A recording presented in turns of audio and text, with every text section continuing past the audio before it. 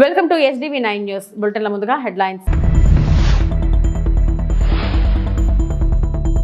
Pak army headquarters పై భారత సైన్యం గర్జించింది. రాజ్నాథ్ సింగ్.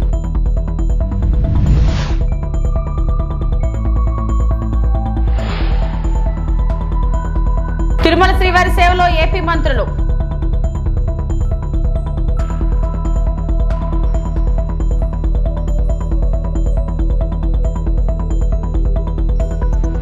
తెలంగాణ రాష్ట్ర ప్రభుత్వ అప్పులు వ్యయంపై శ్వేతపత్రం విడుదల చేయాలన్న ఎమ్మెల్సీ కవిత.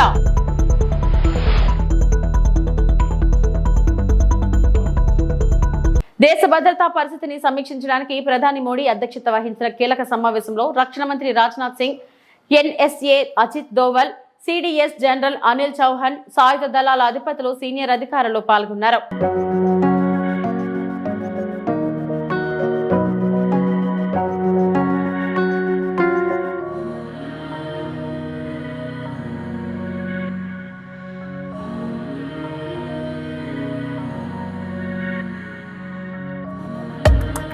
ఉగ్రవాద శిబిరాలను లక్ష్యంగా చేసుకున్నాం. కసబ్ మరియు హెడ్లీ శిబిరం ధ్వంసం చేశాం. 100 మందికి పైగా ఉగ్రవాదులు మరణించారన్నారు DGMO lieutenant general Rajiv Ghai చెప్పారు.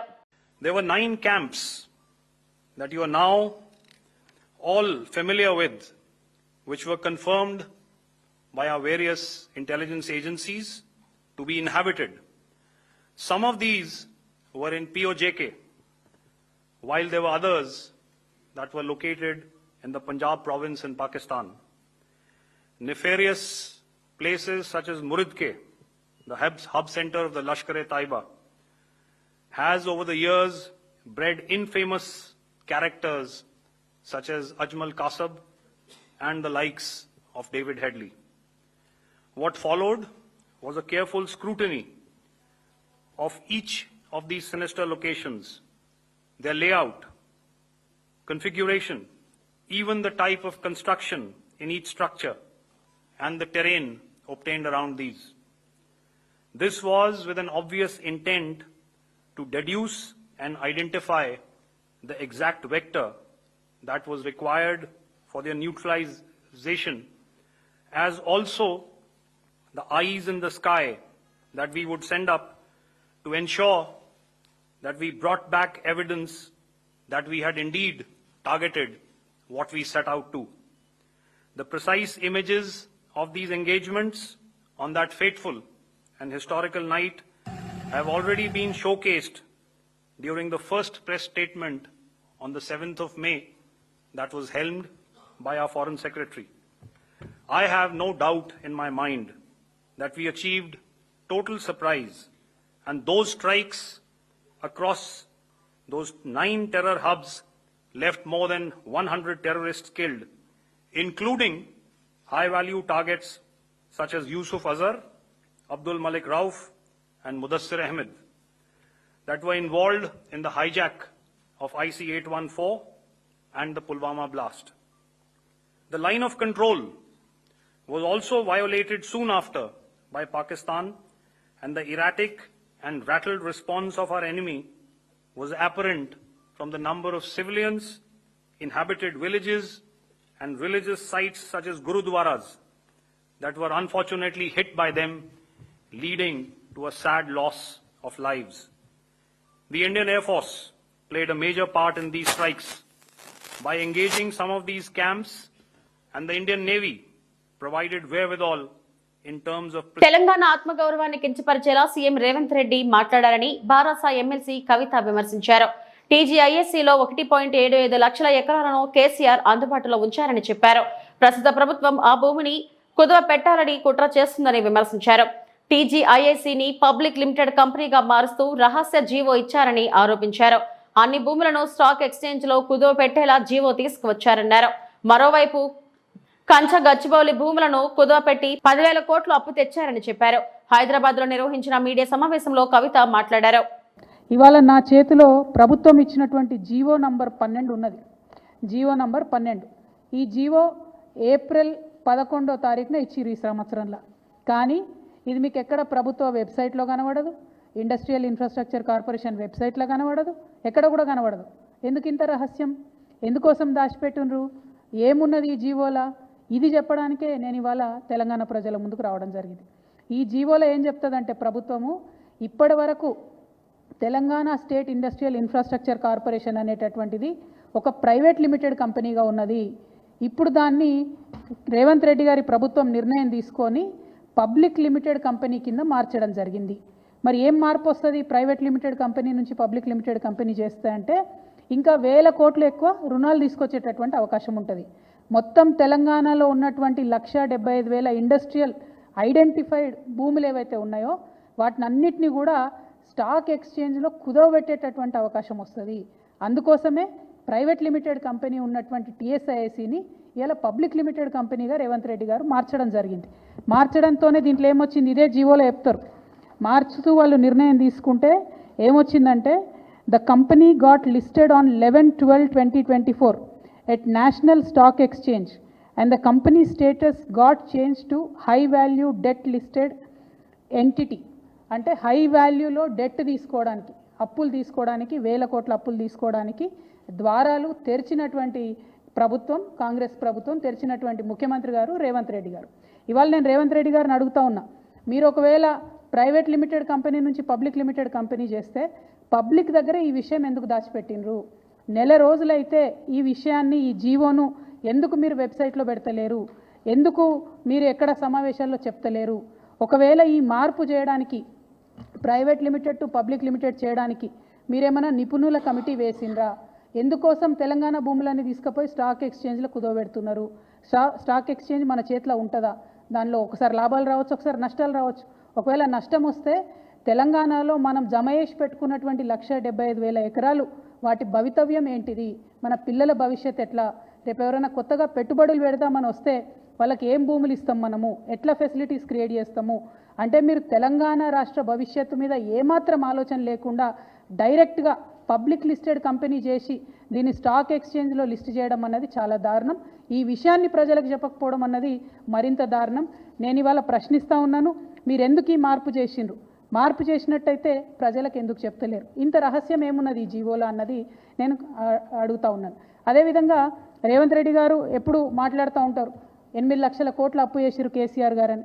నిన్నగాక మొన్న సెంట్రల్ గవర్నమెంట్కి సంబంధించినటువంటి వ్యక్తులే చెప్పిండ్రు, ఈ రోజు కూడా రాష్ట్ర అప్పు 4,20,000 కోట్లు ఉందని చెప్పి సెంట్రల్ గవర్నమెంట్ నుంచి పార్లమెంట్లో ఇచ్చినటువంటి జవాబు ఆధారంగా చెప్పిండ్రు. కానీ ఈ 16 నెలల్లో రేవంత్ రెడ్డి గారు తీసుకొచ్చినటువంటి అప్పు 1,80,000 కోట్లు దాటిపోయింది. ఆ తర్వాత కొంచెం మేము స్టడీ చేసినాం, మరి 1,80,000 కోట్లు అప్పు తెచ్చిండు ముఖ్యమంత్రి గారు, ఈయన ఏం చేసిండు దీంతోనే అని.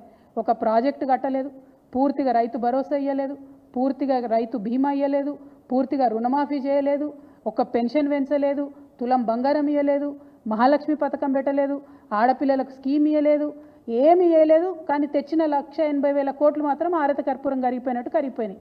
లెక్కలు బాగా తీస్తే తెలిసింది ఏంటంటే కేవలం 80,000 కోట్లు మాత్రమే ఇదివరకు చేసినటువంటి అప్పులు చెల్లించడానికి ఈ ప్రభుత్వం ఉపయోగించింది. ఇంకా 1,00,000 కోట్లు ఎక్కడికి పోయినాయి? మరి ఆ జవాబు చెప్పాల్సినటువంటి అవసరం ప్రజలకు ఉంది. ఇవాళ నేను డెఫినెట్గా ఆధారాలతో ఆరోపణ చేస్తూ ఉన్నాను, 1,00,000 కోట్ల రూపాయలు రేవంత్ రెడ్డి గారు పెద్ద కాంట్రాక్టర్లకు పేమెంట్లు చేసిండ్రు. ఒక తట్టెడు మట్టి కూడా ఎత్తిపోయకుండా 1,00,000 కోట్ల రూపాయలను కాంట్రాక్టర్లకు పేమెంట్ చేసిరు. ఇక కాంగ్రెస్ సర్కార్ విషయం మీ అందరికీ తెలిసిందే, వాళ్ళు 20% సర్కార్ కమిషన్ కాబట్టి 20% కమిషన్ సర్కార్ కాబట్టి అందులో 20,000 కోట్లు డైరెక్ట్గా రేవంత్ రెడ్డి గారి సొంత ఖజానాకు పోయిందని ఇవాళ నేను ఆరోపణ చేస్తూ ఉన్నాను. ఇది తప్పైతే ప్రభుత్వం తరఫు నుండి శ్వేతపత్రం రిలీజ్ చేయండి. మీరు 1,00,000 కోట్లు ఏం చేసిండ్రో చెప్పండి. 80,000 కోట్లు మీరు డెట్ పే చేసినట్టు మొన్న బడ్జెట్లో ఇచ్చినటువంటి డాక్యుమెంట్స్ ద్వారా తెలిసింది. కానీ ఇంకా ఎందుకు అప్పు తెస్తున్నారు? తెస్తుంటే దానికి ప్రణాళిక ఎక్కడ ఉంది? ఏం ప్రాజెక్టు కట్టిండ్రు? ఇవాళ నేను కాదు, గ్రామాలలో ఉన్నటువంటి ప్రజలు బాధపడుతున్నారు. పల్లె ప్రగతి మొత్తం పడకేసింది. కనీసం మోరీలు క్లీన్ చేసేటటువంటి పరిస్థితి లేదు, ఈ జీతాలు ఇచ్చేటటువంటి పరిస్థితి లేదు. మరి ఎందుకు ఇన్ని వేల కోట్లు అప్పు తెస్తున్నారు? ఎందుకు రాష్ట్ర భవిష్యత్తును ఇబ్బంది పెట్టేటటువంటి పరిస్థితి క్రియేట్ చేస్తున్నారని నేను ముఖ్యమంత్రి గారిని డిమాండ్ చేస్తూ ఉన్నాను. ప్రభుత్వం ఖచ్చితంగా శ్వేతపత్రం ఇవ్వాలని కూడా డిమాండ్ చేస్తూ, మరి తెలంగాణ రాష్ట్ర గౌరవాన్ని ఒక పక్క తాకట్టు పెడుతున్నారు, అవమానపరుస్తున్నారు. ఇంకొక పక్క తెలంగాణ బిడ్డల భవిష్యత్తును కూడా నేషనల్ స్టాక్ ఎక్స్చేంజ్లో మీరు తాకట్టు పెడుతున్నారు. దీన్ని మేము తీవ్రంగా ఖండిస్తున్నాం. ఒకవేళ మీరు ప్రైవేట్ లిమిటెడ్ కంపెనీ నుండి పబ్లిక్ లిమిటెడ్ కంపెనీని చేయడంలో నిపుణుల యొక్క సూచనలు లేకపోతే ఈ నిర్ణయాన్ని వెనక్కి తీసుకోవాలని కూడా ఈ సందర్భంగా నేను ప్రభుత్వాన్ని డిమాండ్ చేస్తున్నాను. సరైనటువంటి రీసెర్చ్ చేసిన తర్వాతనే ఇట్లాంటి మార్పులు జరగాలి, అది కూడా ప్రజల నాలెడ్జ్లో ఉండి జరగాలని చెప్పి నేను ప్రభుత్వాన్ని డిమాండ్ చేస్తూ ఉన్నాను. Thank you. జై తెలంగాణ. రాష్ట్ర వ్యాప్తంగా కొత్తగా జారీ చేయనున్న రేషన్ కార్డులను స్మార్ట్ కార్డు రూపంలో ఉచితంగా ఇస్తామని మంత్రి నాదెండ్ల మనోహర్ తెలిపారు. ప్రస్తుతం రేషన్ కార్డులు ఉన్న వారికి కూడా స్మార్ట్ కార్డులు అందజేస్తామన్నారు. రేషన్ కార్డులో పేరు ఉన్న ప్రతి ఒక్కరూ ఈకేవైసీ చేయించుకోవాలన్నారు. ఈ నెల 15 నుంచి వాట్సాప్ గవర్నెన్స్ ద్వారా పౌర సరఫరాల శాఖ సేవలు అందుతాయని వెల్లడించారు. 100% ఉచితంగానే పౌరులందరికీ 1,46,00,000 రైస్ కార్డులు ఎవరైనా ప్రస్తుతం వాళ్ళందరికీ కూడా ఈ స్మార్ట్ కార్డులు అందజేయడం జరుగుతుంది. ఎవరైనా ఈ మార్పులు చేర్చుకుని కొత్తగా వాళ్ళు మెంబర్ ఎడిషన్స్ లేకపోతే కొత్త కార్డ్స్ ఏం తీసుకున్నా కూడా కుటుంబ సభ్యుల పేర్లు ఆ నమోదైన తర్వాత తప్పకుండా వాళ్ళందరికీ కూడా ఈ రైస్ కార్డ్స్ ఇస్తాం. ప్రస్తుతం మీకున్న ఈ రైస్ కార్డ్స్ ఈ కేవైసీ పూర్తయితే అంటే 95% పూర్తి చేసుకున్నారు కాబట్టి వాళ్ళు ఎవరు కూడా మళ్ళీ అప్లై చేసుకోవాల్సిన లేదు. మీకున్న వివరాలు మీకున్న డీటెయిల్స్ సక్రమంగా ఉన్నాయా లేదా మీరు ఒకసారి చెక్ చేసుకోండి. ఇదే వాట్సాప్ నంబర్ ద్వారా మీరు ఓకే అనుకుంటే అదే ఆ డీటెయిల్స్ తోటి మీకు కొత్త రేషన్ కార్డు కొత్త రైస్ కార్డు మీ అందరికీ కూడా అందిస్తాం. మొట్టమొదటిసారి మేము సింగిల్గా నివసిస్తున్న వాళ్ళు సింగిల్గా కార్డు కోరుకుంటున్న వాళ్ళు కూడా వెసులుబాటు కల్పించి వితంతులే కాకుండా వాళ్ళకి పిల్లలు ఉన్నా కూడా ఒక్కొక్క సందర్భంలో ఫ్యామిలీ కార్డు లేకపోయినా సింగిల్గా నివసిస్తున్నారు. సో అందరికి కూడా మేము ఈ అవకాశం కల్పిస్తాం. మద్యం కుంభకోణాన్ని మనీ లాండరింగ్ గా కాకుండా మానవతా దృక్పథంతో చూడాలని, గత ప్రభుత్వంలో ప్రజల ధన మాన ప్రాణాలతో చెలగాటమాడిన వారిని వదిలే ప్రసక్తే లేదని రాష్ట్ర ఎక్సైజ్ శాఖ మంత్రి కోళ్లు రవీంద్ర తెలిపారు. తిరుచానూరులోని రాష్ట్ర వన్యకుల క్షత్రియ డెవలప్మెంట్ కార్పొరేషన్ చైర్మన్ సిఆర్ రాజా నివాసానికి రాష్ట్ర ఎక్సైజ్ శాఖ మంత్రి కోళ్లు రవీంద్ర విచ్చేసి అల్పాహారం స్వీకరించారు. ఈ సందర్భంగా మంత్రి కోళ్లు రవీంద్ర మీడియాతో మాట్లాడుతూ మద్యం కుంభకోణంపై సిట్ విచారణ వేగవంతం చేస్తుందని, అందులోని నిందితులను చట్టపరంగా వదిలే ప్రసక్తే లేదని తెలిపారు. అలాగే రాష్ట్రంలోని బెల్ట్ షాపులపై చర్యలు తీసుకుంటున్నామని, మద్యం పాలసీకి విరుద్ధంగా వ్యవహరిస్తే కఠిన చర్యలు ఉంటాయని హెచ్చరించారు.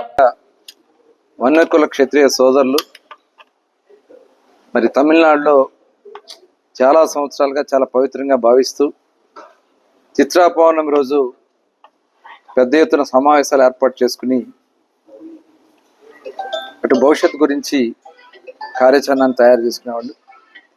13 సంవత్సరాల క్రితం ఆగిపోయినటువంటి లక్షలాది మంది పాల్గొనే ఈ కాన్ఫరెన్స్ ఆగిపోవడం జరిగింది. తిరిగి మళ్ళీ 13 సంవత్సరాల తర్వాత మరి ఈరోజు మహాబలిపురంలో ఈ కార్యక్రమానికి శ్రీకారం చుడటం జరుగుతోంది. ఈ కార్యక్రమానికి దేశ నలుమూల నుంచి కూడా ముఖ్యంగా తమిళనాడు నుంచి పెద్ద ఎత్తున రావడం, మరి ఆ కార్యక్రమానికి కూడా మమ్మల్ని ఆహ్వానించడం జరిగింది. దానికి మనస్ఫూర్తిగా మరి కార్యవర్గ సభ్యులందరూ కూడా మనస్ఫూర్తిగా అభినందన తెలియజేస్తూ ఈ సమావేశం ఎందుకంటే వన్యకుల అగ్నికుల అందరూ కూడా అగ్నికి సంబంధించినటువంటి వర్గంగా భావిస్తారు. వన్యర్స్ కూడా ఈ కార్యక్రమానికి పెద్ద ఎత్తున వస్తారు. అందరూ కలిసి భవిష్యత్ కార్యాచరణని తయారు చేసుకుంటూ ఒకప్పుడు దేశంలో వారియర్స్గా ఉన్నటువంటి ఈ వన్యకుల క్షత్రియులు అంతా కూడా ఒక భవిష్యత్ కార్యాచరణ చేసుకుని ఇవాళ మారినటువంటి పరిస్థితుల్లో వెనుకబాటుతనంలో ఉన్నారు. తమిళనాడులో కొంచెం ముందని చేసి రాజకీయంగా అడుగులు ముందుకు పడతా ఉన్నాయి. అదే పరిస్థితి అన్ని ప్రాంతాల్లో కూడా ఈ వెనుకబాటుతనం పోగొట్టడానికి కావాల్సినటువంటి కార్యాచరణను తయారు చేసుకుని అటు ఆర్థికంగా, రాజకీయంగా, సామాజికంగా అలాగే విద్యాపరంగా కూడా ఒక చైతన్యాన్ని యువతలో నింపాలనేది ఈ సమావేశం ముఖ్య ఉద్దేశం. దానికి పెద్ద ఎత్తున మరి ఇక్కడ చిత్తూరు జిల్లా అటు ఆంధ్ర రాష్ట్ర భాగాన అన్ని ప్రాంతాల నుంచి కూడా పెద్ద ఎత్తున ఈరోజు ఈ సమావేశానికి వెళ్ళడం జరుగుతుంది. ఒక మంచి కార్యాచరణతో ముందుకి జరుగుతుందని చెప్పి భావిస్తూ మరి ఈ సమావేశానికి పూనుకున్న పెద్దలందరూ కూడా మనస్ఫూర్తిగా అభినందనలు తెలియజేస్తాం. సిట్ విచారణ జరుగుతూ ఉంది. అలాగే సిబిఐ నుంచి కూడా కొన్ని పత్రాలు కావాలని చెప్పి వాళ్ళ నుంచి కూడా వచ్చింది. ఇవన్నీ కూడా చూస్తే గతం నుంచి కూడా మేము చెప్తానే ఉన్నాం. మధ్యంలో జగన్మోహన్ రెడ్డి దోపిడీ, ప్రజల ఆరోగ్యాలతో సంబంధం లేకుండా చేసినటువంటి దోపిడీ, ఆ రోజు ప్రభుత్వం వచ్చినా మేము ఇచ్చినటువంటి వైట్ పేపర్స్లో ఏదైతే మేము చెప్పామో ఇవాళ అదే కనపడతా ఉంది మొత్తం కూడా వాస్తవ రూపం. ఇవాళ తన అక్రమ సంపాదన కోసం జగన్మోహన్ రెడ్డి ప్రజల ఆరోగ్యాన్ని కూడా లెక్క చేయాలి. పనికిరాని చెత్త మద్యాన్ని ఇచ్చి దాని ద్వారా ప్రజల ఆరోగ్యం చాలా మరి కిడ్నీలు, లివర్లు, బ్రెయిన్ స్ట్రోక్లు వచ్చి చాలామంది చనిపోవడం కూడా జరిగింది. అంటే ఇది అంత తేలిగ్గా చూసుకోవాల్సినటువంటి విషయం కాదు. ఒక్క మనీ లాండరింగే కాదు, ఆరోగ్యాన్ని నాశనం చేసినటువంటి పరిస్థితి ఉంది. కాబట్టి దీన్ని చాలా తీవ్రంగా తీసుకోవాల్సినటువంటి అవసరం ఉంది. అక్రమ సంపాదన కోసం ప్రజల జీవితాలతో ఆడుకున్నటువంటి వ్యక్తికి తగిన గుణపాఠం చెప్పాల్సినటువంటి అవసరం ఉందని చెప్పి ఖచ్చితంగా మేము భావిస్తూ ఉన్నాం. ఆ రకంగా ఇవాళ అధికారులు కూడా ఇవాళ ఏ రకంగా వాళ్ళ వల్ల నష్టపోయారనేది ఒకసారి అందరూ కూడా గమనించాలని ముఖ్యమంత్రి గారు, ప్రభుత్వం ఈ విషయంలో చాలా సీరియస్గా ఉందని చెప్పి తెలియజేస్తాం. సార్, ఇంకా కూడా ఎక్సైజ్ శాఖలో వైకాపాకు చెందిన కోవర్ట్లే ఉన్నతాధికారులుగా ఉన్నారని చాలా వరకు వదంతులు వినిపిస్తున్నాయి. దానిపై వదంతులు ఇవన్నీ మావులే. ఎవరన్నా ఉన్నా కూడా దీని వెనక వదిలిపెట్టే సమస్య లేదు. మేము ఒక మంచి పాలసీ తీసుకొచ్చాం. ఆ పాలసీ ద్వారా ప్రజలకి నాణ్యమైనటువంటి మరి అందించడమే కాకుండా ఎక్కడా కూడా దీంట్లో అవినీతికి తావు లేకుండా చేయాలనేది ముఖ్యమంత్రి గారి యొక్క ఆలోచన. దానిలో భాగంగానే ఆ రోజు సిట్ ఏదైతే వాళ్ళు సెబ్ కింద పెట్టారో, సెబ్ను కూడా, ఎందుకంటే ఎక్సైజ్ డిపార్ట్మెంట్ చీల్ చేశారు, మళ్ళీ సెబ్ను కూడా ఒక దీని మీద తీసుకొచ్చాం.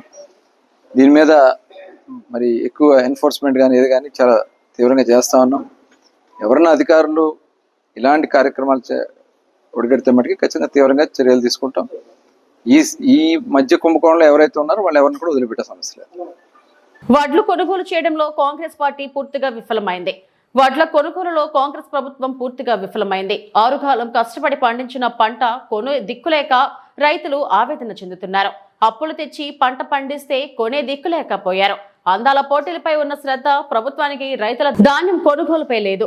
గన్ని బ్యాగులు ఇచ్చే పరిస్థితిలో ప్రభుత్వం లేదు. కేసీఆర్ ఉన్నప్పుడు ఎప్పుడు వడ్ల కొనుగోలులో ఎంత ఆలస్యం కాలేదు. ప్రభుత్వం రైతుల నుండి తరుగు పేరిట 3 కేజీల వడ్లు కట్ చేస్తున్నారు. అధికారులు ఏం చేస్తున్నారు? కొనుగోలు కేంద్రాల్లో తిరగాలి. ఈ ప్రభుత్వం రైతుల ఉసురు పోసుకుంటుంది. పాలన చేత కాకుంటే రేవంత్ రెడ్డి దిగిపోవాలి. రేవంత్ రెడ్డి 44 సార్లు ఢిల్లీ వెళ్లి ఏం సాధించారు? మంత్రులు గాలి మోటార్లు ప్రయాణాలు తప్ప ఏమీ లేదు. అధికారులతో ఫోన్లో మాట్లాడి తక్షణమే ధాన్యం కొనుగోలు పూర్తి చేయాలని కోరారు. పిఏపల్లి, ఘనపురం ధాన్యం కొనుగోలు కేంద్రాన్ని పరిశీలించిన నల్గొండ జిల్లా బీఆర్ఎస్ పార్టీ అధ్యక్షులు, దేవరకొండ మాజీ శాసనసభ్యులు రమావత్ రవీంద్ర కుమార్ వడ్ల కొనుగోలులో కాంగ్రెస్ ప్రభుత్వం పూర్తిగా విఫలమైందని నల్గొండ జిల్లా బీఆర్ఎస్ పార్టీ అధ్యక్షులు, దేవరకొండ మాజీ శాసనసభ్యులు రమావత్ రవీంద్ర కుమార్ అన్నారు.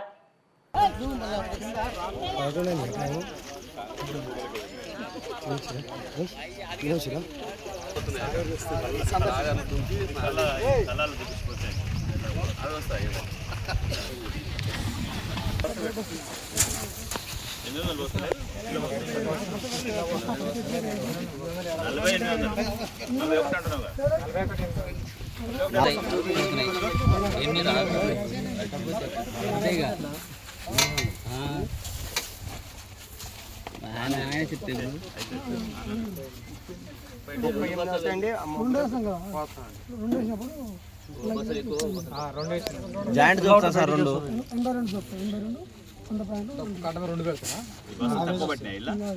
తక్కువ పెట్టినా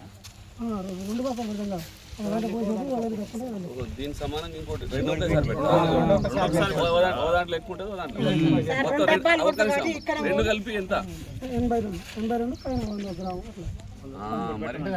82 కాదు, 41 ఇంకా 100 గ్రాములు ఎక్కువ. పేద ప్రజలకు పార్టీ తరపున ఉచిత వైద్య సేవలు అందించడం అభినందనీయమన్నారు బండి రమేష్. కూకట్పల్లి ప్రతినిధి శ్రీనివాస్ రెడ్డి. పేద ప్రజలకు పార్టీ తరపున ఉచిత వైద్య సేవలు అందించడం అభినందనీయమని కూకట్పల్లి కాంగ్రెస్ పార్టీ ఇన్ఛార్జ్ బండి రమేష్ పేర్కొన్నారు. పార్టీ కేపీహెచ్బి డివిజన్ నాయకుల ఆధ్వర్యంలో శనివారం కేపీహెచ్బి కాలనీ 7వ పేస్లోని బాస్కెట్ బాల్ గ్రౌండ్ లో మెడికవర్ హాస్పిటల్ సౌజన్యంతో ఉచిత మెగా వైద్య శిబిరం నిర్వహించారు. ఈ కార్యక్రమానికి రమేష్ ముఖ్య అతిథిగా హాజరై శిబిరాన్ని ప్రారంభించారు. ఆయన స్వయంగా వైద్య పరీక్షలు చేయించుకున్నారు. ఈ సందర్భంగా రమేష్ వైద్య శిబిర నిర్వాహకులు రంగా, నితీష్ గౌడ్, ప్రవీణ్ కుమార్, కొడుగు అప్పారావు, అరవింద్ రెడ్డి, రంగస్వాములను అభినందించారు. భవిష్యత్తులోనూ పార్టీ నాయకులు మరిన్ని సేవా కార్యక్రమాలను నిర్వహించి ప్రజలకు అందుబాటులో ఉండాలని సూచించారు. ఈ కార్యక్రమంలో పార్టీ కూకట్పల్లి నియోజకవర్గ మాజీ అధ్యక్షుడు సేరి సతీష్ రెడ్డి, మేకల మైకేల్, అంజిబాబు, రమణ తదితరులు పాల్గొన్నారు.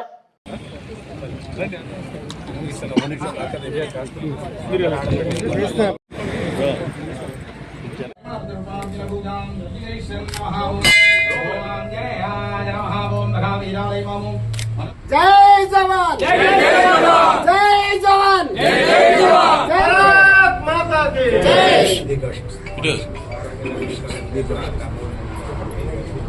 నానా రూపా భవంతి తస్మాత్ నానా రూపా పదవః బహురూపా భవంతి తస్మాత్ బహురూపా పదవః సమర్థే విలాం ప్రత్యక్షమాయుధాస్యాపారం సద సంవత్సరం దీర్ఘమాయుః దీర్ఘాయుష్మస్తు లక్ష్మీ కటాక్ష పరిదృష్టి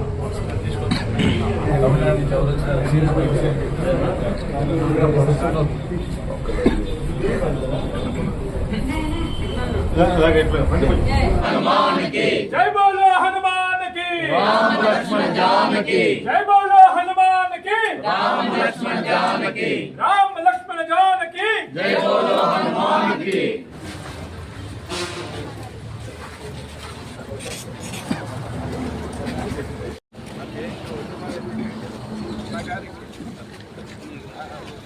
మద్దతుగా మరణించిన వాళ్ళ యొక్క ఆత్మశాంతికి నివాళిగా ఈరోజు భారత ప్రభుత్వం తీసుకున్నటువంటి సైనిక చర్య ఏదైతే ఉందో ఆపరేషన్ సింధూర్ విజయవంతం కావాలని,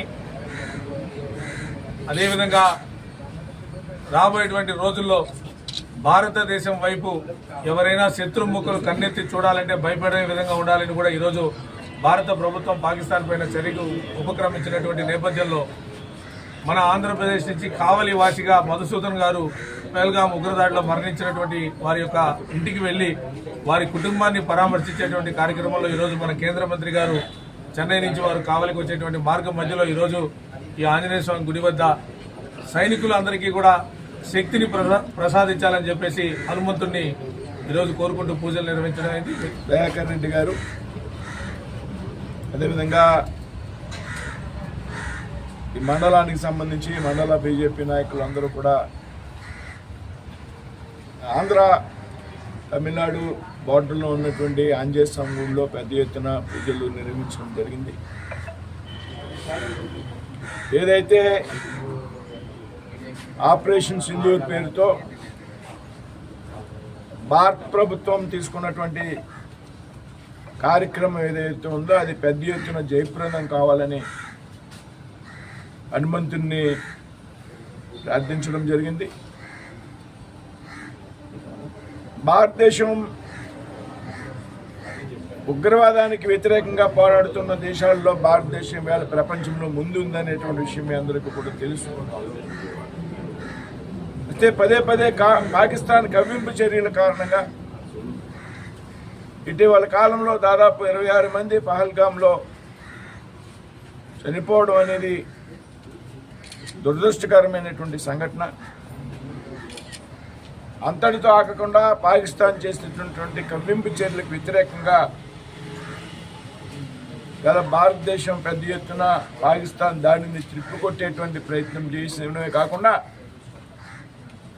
పాకిస్తాన్ చేస్తున్నటువంటి ప్రతి ఒక్క చర్యని కూడా ప్రతిఘటించడం జరిగింది అనేటువంటి విషయం మనందరికీ కూడా తెలుసు. కానీ ఈవేళ నాకు మిత్రుడు దయాకర్ రెడ్డి గారు చెప్పినట్టు అమాయకులైనటువంటి టూరిస్టులని టార్గెట్గా చేసుకుని ఉగ్రవాదులు చేసినటువంటి చర్య, ఉగ్రవాదులకు పెద్ద ఎత్తున సహకరిస్తూ వారికి ఆయుధాలు అందజేస్తున్నటువంటి ప్రభుత్వం పాకిస్తాన్ ప్రభుత్వం. అయితే వీటిని తెప్పుకోవడానికి చాలా పెద్ద ఎత్తులో కార్యక్రమం కొనసాగుతూ ఉంది. ఈ కార్యక్రమం విజయవంతం కావాలని మనందరూ కూడా ప్రతి ఒక్క భారతీయుడు కాంక్షించాలి, పెద్ద ఎత్తున భగవంతుని ప్రార్థించాలనేటువంటి విషయాన్ని సందర్భంగా విజ్ఞప్తి చేస్తున్నారు. జిల్లా అధ్యక్షులు వంశీరెడ్డి గారు మేమంతా కూడా ఎవరైతే పహల్గామ్ అల్లూరు సీతారామరాజు జిల్లా కేంద్రం పాడేరులో వెలిసిన శ్రీ శ్రీ శ్రీ మోతకొండమ్మ అమ్మవారి జాతర మహోత్సవాలు నేటి నుండి 3 రోజుల పాటు అతి వైభవంగా నిర్వహించనున్నారు. మొదటి రోజు అతి వైభవంగా భారీ ఊరేగింపుతో అమ్మవారి విగ్రహం, అమ్మవారి పాదాలు శతకం పట్టు వద్ద తీసుకెళ్లి ప్రతిష్ఠించారు. ముందుగా అమ్మవారి ఆలయంలో ప్రత్యేక పూజలు నిర్వహించి అమ్మవారి ఊరేగింపును ప్రారంభించారు. అమ్మవారి ఆలయం నుండి భారీ ఎత్తున భక్తుల కోలాహలంతో అమ్మవారి ఊరేగింపు నిర్వహించి అమ్మవారి విగ్రహాన్ని శతకం పట్టు వద్ద ప్రతిష్ఠించడం జరిగిందని ఆలయ కమిటీ తెలిపారు. 3 రోజుల పాటు అతి వైభవంగా నిర్వహించడానికి భక్తులు ప్రజలు సహకరించాలని, ఎటువంటి అవాంఛనీయ సంఘటనలు జరగకుండా వ్యక్తిగత భద్రత పాటించాలని అన్నారు. అమ్మవారి జాతర మహోత్సవంలో ఈ రోజు ఘనంగా ప్రారంభమైంది. 3 రోజుల పాటు అంటే 11, 12, 13 తేదీల్లో జరగబోయేటటువంటి మహోత్సవం. ఈ రోజు పాదాలు అమ్మవారి విగ్రహం ఈ రోజు ఊరేగింపు ఈ రోజు సత్రంపట్టు వద్ద ప్రతిష్ఠించడం జరిగింది. రేపు అమ్మవారి పుట్టినరోజు కంటే రేపు కూడా ఏ రకంగా ఊరేగింపు ఉంటుంది. అలాగే మంగళవారం నాడు కూడా ఏ రకంగా ఊరేగింపు ఉంటుంది. కాబట్టి భక్తులందరూ కూడా ఎటువంటి అసౌకర్యం లేకుండా అన్ని రకాల సౌకర్యాలు కూడా కల్పించడం కాబట్టి మీ అందరూ కూడా ఇక్కడికి వచ్చి. నమస్కారం అండి. శ్రీ శ్రీ శ్రీ మోదకొండ అమ్మవారి జాతర మహోత్సవాలు ఈ రోజు ఉదయం 5 గంటలకు శతకంపట్టు నుండి ఆనవాయితీ ప్రకారం పసుపు కుంకుమ పట్టుకెళ్లి అమ్మవారి దగ్గర నిత్య పూజలు చేయించి గౌరవ శాసనసభ్యులు మంత్రి విశ్వేశ్వరరాజు గారు, అలాగే మన మాజీ ఎమ్మెల్యే డీశ్వర్ గారు, అలాగే ఇప్పుడు మన జేసీ గారు, పిఓ గారు అందరూ కూడా సమైక్యంతో ఈరోజు అక్కడి నుంచి ఉత్సవ విగ్రహాన్ని తీసుకొచ్చి శతకంపట్టు వద్ద ప్రతిష్ఠించడం జరిగింది. అలాగే రోజు సాయంత్రం 3 గంటలకి అమ్మవారు పుర వీధుల్లో ఊరేగింపు కార్యక్రమం జరుగుతుంది. అలాగే ఈ సంవత్సరం ఎప్పుడు లేని విధంగా రేపు అయితే సోమవారం రోజు అమ్మవారి పుట్టినరోజు కాబట్టి ఆ రోజు రేపు మరి కొంచెం ఊరేగింపు జరుగుతుంది. సారీతో ఊరేగింపు జరిగే కార్యక్రమం కూడా మా కమిటీ వాళ్ళు నిర్ణయించడం జరిగింది. అలాగే ముఖ్యంగా ఎప్పుడు లేని విధంగా రోజుకి 5,000 మందికి ఆలయ కమిటీ ఆధ్వర్యంలో మన అమ్మవారి ఆలయంలో నిత్యాన్నదాన కార్యక్రమం పెట్టడం జరుగుతుంది. అలాగే మరి వచ్చినటువంటి భక్తులు దయచేసి అందరూ కూడా భక్తి శ్రద్ధలతో వస్తారు కాబట్టి ఎవరు కూడా ఎటువంటి అసాంఘిక కార్యక్రమాలు కానీ చక్కగా దర్శించుకొని ఎవరి గ్రామాల్లో వారు వెళ్ళాలని, ఎటువంటి ఇబ్బందులు పెట్టకుండా అందరినీ కూడా సమన్వయంతో చేరికి ఈ యొక్క అమ్మవారి పండుగని విజయవంతం చేయాలని మీడియా ముఖంగా మేము కోరి ప్రార్థిస్తున్నాం. మా గిరిజనుల ఆరాధ్య దైవం శ్రీ శ్రీ శ్రీ మోదకొండ అమ్మవారి జాతర రాష్ట్ర గిరిజన జాతర ఈ రోజు 11వ తారీఖు నుంచి ఆదివారం నుంచి మొదలైంది. 12న రేపున అమ్మవారు యొక్క పుట్టినరోజు ఇంకా ఘనంగా నిర్వహించుకుంటాం. ఈరోజు మొట్టమొదటి రోజున అమ్మవారి గుడి నుంచి ఘటాలను శతకంపట్టు వరకు అంగరంగ వైభవంగా అధికారులతో, ఆలయ కమిటీ చైర్మన్ అందరితో, భక్తులతో అందరితో కూడా ప్రజలందరం కూడా ఇక్కడ అంగరంగ వైభవంగా ఇక్కడ ఘటాలని నిలుపుకున్నాం. అలాగే రేపు అమ్మవారి పుట్టినరోజు కూడా చాలా ఘనంగా నిర్వహించుకుంటున్నాం. 13వ తారీఖున ఇక్కడ శతకంపట్టు నుంచి అమ్మవారి గుడికి ఘటాలని అనుపు కార్యక్రమం. ఈ 3 రోజుల జాతర లక్షలాది మంది ప్రజలు భక్తులతో చేసుకుంటున్నాం. ఈ జాతర ఇంత ప్రాచుర్యం పొందడానికి గౌరవ ముఖ్యమంత్రి చంద్రబాబు నాయుడు గారు ఈ పండుగను తెలంగాణలో ఉన్న సమ్మక్క సారక్క పండుగ ఎలాగో ఈ ఆంధ్ర రాష్ట్రంలో రాష్ట్ర జాతరగా, గిరిజన జాతరగా 2014 నుంచి వారు నిర్ణయించడం, అప్పటి నుంచి దాదాపుగా ₹1 కోటి నిధులను కేటాయిస్తూ దానికి తోడు మా భక్తులంతా కూడా మరలా చందాలు వేసుకొని పండుగని అత్యంత వైభవంగా మేము నిర్వహించుకుంటున్నాం. ఈ పండుగకు వచ్చినటువంటి భక్తులకు అందరికీ, 4 రాష్ట్రాల నుంచి వచ్చినటువంటి ప్రజలకు అందరికీ శుభాకాంక్షలు తెలియజేస్తున్నాం. ఈ పండుగ నిర్విఘ్నంగా అమ్మవారు మాకు జరిపిస్తున్నందుకు శ్రీ శ్రీ శ్రీ మోదకొండ అమ్మవారికి మేమంతా ప్రత్యేక హృదయపూర్వక ధన్యవాదాలు. ఇప్పటివరకు నా బులెటిన్ అప్డేట్స్. నమస్తే.